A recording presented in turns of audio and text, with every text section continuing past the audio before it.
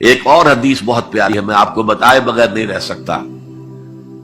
حضور اپنے حجرے سے برآمد ہوئے تو آپ نے دیکھا مسجد نبوی کے کونے میں صحابہ بیٹھے ہیں، قرآن کا مذاکرہ کر رہے ہیں۔ مذاکرہ ایک ہوتا ہے درس، ایک شخص بول رہا ہے دوسرے سن رہے ہیں، یہ نہیں، مذاکرہ آپس میں۔ حضور کے چہرے پر بشاشت کے آثار ظاہر ہوئے۔ آپ چل کر آئے، آپ نے ایک سوال کیا عجیب، کہ آپ لوگ اس کی گواہی نہیں دیتے کہ اللہ کے سوا کوئی معبود نہیں اور میں اللہ کا رسول ہوں اور یہ قرآن اللہ کے پاس سے آیا ہے؟ جواب کیا تھا؟ بلا یا رسول اللہ، بلا یا رسول اللہ، بلا یا رسول اللہ، اللہ کے رسول کیوں نہیں، ہم گواہی دیتے ہیں۔ اب فرمایا جس کے لیے میں نے یہ حدیث سنائی، فاستبشروا، خوشیاں مناؤ، جیسے ہم نے دوسرا جو تھا سورہ یونس کی آیات، فبذالک فلیفرحوا، خوشیاں مناؤ، جشن مناؤ اس قرآن پر۔ فاستبشروا، تو بشارتیں حاصل کرو، فإن هذا القرآن طرفه بأيديكم وطرفه بيد اللہ، اس قرآن کا ایک سرا تمہارے ہاتھ میں، ایک سرا اللہ کے ہاتھ میں۔ سب سے بڑا ذکر جسے قرآن الذکر کہتا ہے، انا نحن نزلنا الذکر وانا له لحافظون، دی ذکر وہ قرآن ہے، هو الذکر الحکیم وهو الصراط المستقیم۔ اور تم نماز کی ہر رکعت میں کہتے ہو اہدنا الصراط المستقیم، وہ صراط مستقیم تو اللہ نے تمہیں دے دیا ہے، یہ قرآن ہی تو ہے صراط المستقیم۔ یہ وہ شے ہے کہ جس کے ہوتے ہوئے خواہش نفس آپ کو کج نہیں ہونے دے گی،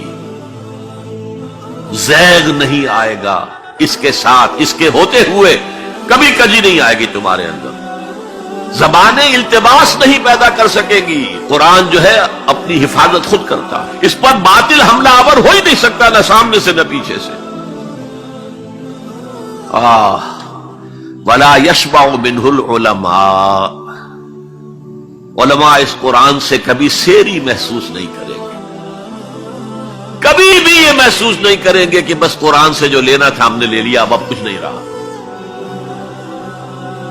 پڑھتے رہیں گے، پڑھتے رہیں گے، پڑھتے رہیں گے، معلوم ہوگا ہر مرتبہ کوئی نئی چیز آ رہی ہے، بار بار کے پڑھنے سے اس پر کوئی باسی پن طاری نہیں ہوگا۔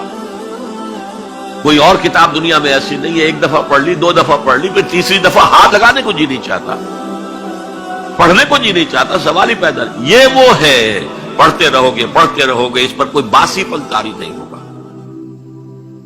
وَلَا تَنْقَضِي عَجَائِبُهُ، اس کے عجائب کبھی ختم نہیں ہوں گے۔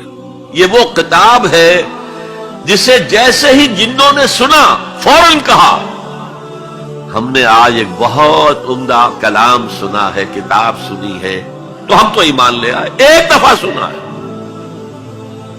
اور وہ داعی بن کر چلے گئے، یا قومنا اجیبوا داعی اللہ، اے ہماری قوم کے لوگوں اس اللہ کی طرف پکارنے والے کی آواز پر لبیک کہو۔ اب چار جملے جو آئے ہیں وہ اس حدیث کے اندر جو اہم ترین چیز ہے وہ ہے من قال بہ صدقہ، جس نے کوئی بات اس قرآن کی بنیاد پر کہی اس نے سچ کہا، ومن عمل بہ اجر، جس نے اس پر عمل کیا اس کا اجر محفوظ، ومن حکم بہ عدل، اور جس نے اس کی بنیاد پر کوئی فیصلہ کیا اس نے عدل کیا۔ اور آخری جملہ کاش کہ اس کا مصداق اللہ مجھے بھی اور آپ کو بھی بنا دے، وَمَن دَعَا إِلَيْهِ هُدِيَ إِلَىٰ صِرَاطٍ مُسْتَقِيمٍ، جو اس قرآن کی طرف لوگوں کو بلائے گا، کسی اور کو ہدایت ہو نہ ہو، اس کی ہدایت ہو گئی۔ حضرت جبرائیل نے حضور سے کہا یا محمد صلی اللہ علیہ وسلم امتک بعدک، آپ کے بعد آپ کی امت کا کیا حال ہوگا، کون سہارا ہوگا؟ حضور نے فرمایا مل مخرج منہا یا جبرائیل، اے جبرائیل تو بھی بتاؤ اس مسئلے کا حل کیا ہے، نکلنے کا راستہ کون سا ہے؟ تب حضرت جبرائیل نے یہ ساری حدیث پڑھی، گویا کہ اس کے راوی اول حضرت جبرائیل ہے،